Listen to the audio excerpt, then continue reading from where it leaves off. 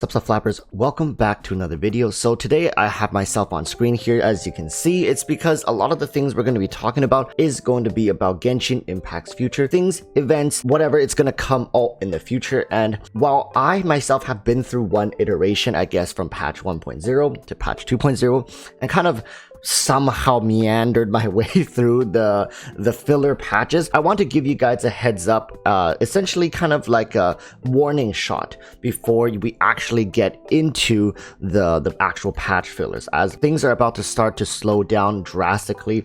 We've been through this once before and it's gonna happen again. We're gonna get a couple more new characters here and there, 4 stars, 5 stars. We still have Toma coming for next patch, and the patch after that we're expecting somewhere, you know, Yae Miko's gonna slide her way right in, and then likely we're gonna slightly swerve off from the main road and try to get onto Rerun Highway there. So with that said, you guys know who I am. Probably some of you don't, maybe a couple thousand of you don't, but I make Genshin Impact videos every single day. Today we're going to be talking about how to prepare for the mid-patch fillers, as well as diving into some of the potential upcoming banners and things that you likely need to prepare for. Now let's start talking by Toma and Yae Miko. I think it's safe to say that Toma is going to be coming for the next patch, and with no new additional characters teased, Yae Miko likely won't be coming for next patch, and this is strategic of miHoYo. They know things are going to be slowing down and they want to not just bring it to a halt. They don't want to release Toma and then Yae Miko next patch, and the patch after that they have no new characters. They want us to slowly get used to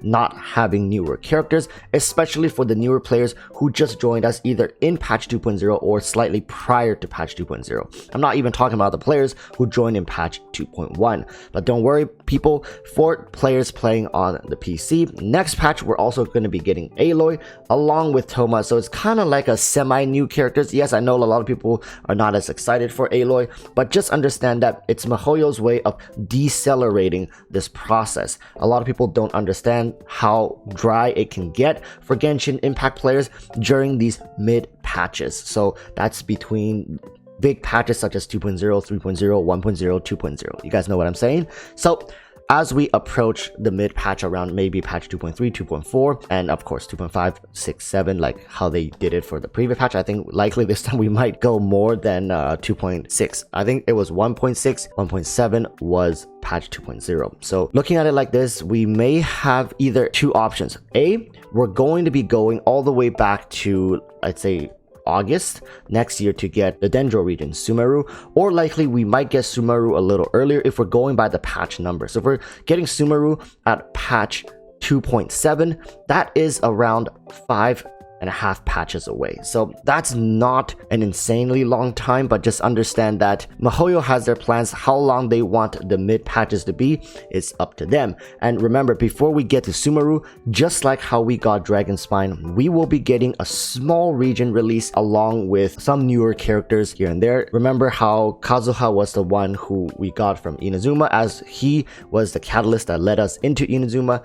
Eventually we're gonna get Dendro character. A lot of people are speculating that it's going to be Baiju, and I think that it's not without reason to say Baiju would be coming prior to the release of Sumeru. Now, what basis do I have to say that? Nothing. Absolutely nothing. Right now, I don't know anything. We're going into this completely blind. I'm just trying to share with you guys the experience of going through the mid patches. I guarantee you there will be back-to-back patches, likely with only one new 4-star character. It's going to happen. It's bound to happen. So people, I urge you all to start saving up for people who you actually want on the rerun banners. Now, I'm going to start naming some of the rerun banners that likely we will get prior to having a big boom of characters again in as we approach the third region, Sumeru. So without saying, Hu Chao, Ganyu, Albedo, and Zhao are all going to be coming back likely within the next 3 patches. So those are the characters that currently we have to decide whether we want to pull or skip. I have a video made on that already. You guys can go watch on that video. I'm not going to dwell on this. Following by that, a lot of people are going to be asking, what about the Archons? I have a friend who played, I think for 2-3 months now, asked me, what about Zhongli? What about Venti? When are these coming back? So I think that Zhongli, Venti likely will make a rerun prior to Sumeru's return.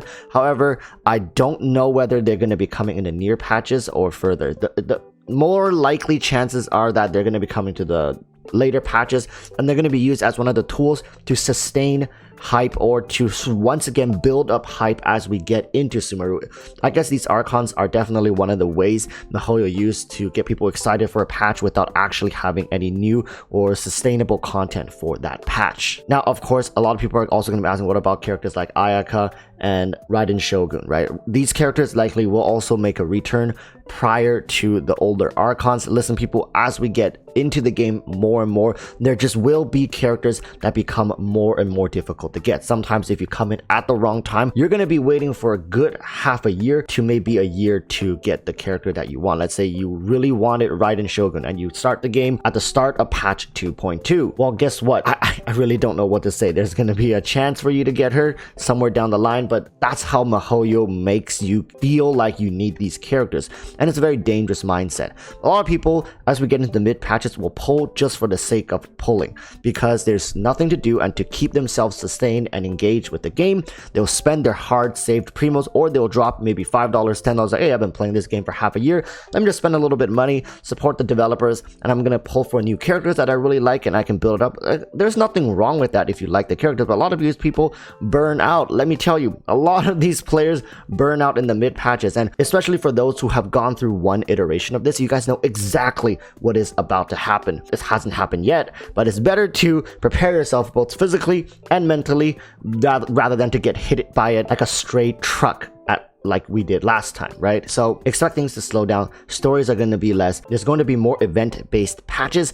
Not to say the events are bad. It's just hard to really sink your teeth into the game like we have in the past 2 patches. But don't worry, people, it's not all doom and gloom as we come into the mid patches. This is actually the best time for free-to-play players to properly navigate the game. It's best to understand what is coming, prepare yourselves for the future, and really try to dissect what miHoYo is trying to do, as well as a look forward to your future characters. A lot of people are able to pull for multiple constellations of the newer characters now because they saved up for a lot during the mid patches. I summoned for a viewer who has been saving since the Zhao banner, and that is back in February, and they were able to get 3 copies of the Raiden Shogun and plenty to spare after that. So my point is, people, see this as a chance of opportunity. Opportunity comes to those who are prepared for it. Don't just go out, splurge all your primo gems, and then come back when a new Archon drops or a new rerun comes out, announce like, hey, guess what? Next patch is Zhongli somehow,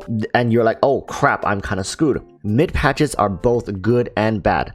You have to be very careful how you manage your resources because this is the only period of time you get to really hoard up as much as you want. And let me tell you, events are more and more generous, as we have seen in the past. miHoYo is willing to give us more, but through events. They're gonna give us more by asking us to play more, to grind more of these events. Some people like it, some people don't, right? It's up to you to decide who you want to pull for, who you're saving for, as well as how you're gonna be getting these gems. The opportunity is gonna be endless here as we get more and more characters. It's just gonna be harder and harder to decide exactly who you want, especially for later players who join the game. They're missing out all the primo gems that came before these patches, and they still have to somehow navigate through this and pull for the characters that they want. Now, with all that said, I'm going to be streaming tonight at 7 p.m. So probably around 5 hours after this video goes live, I'm going to be live here on YouTube. We'll talk more about this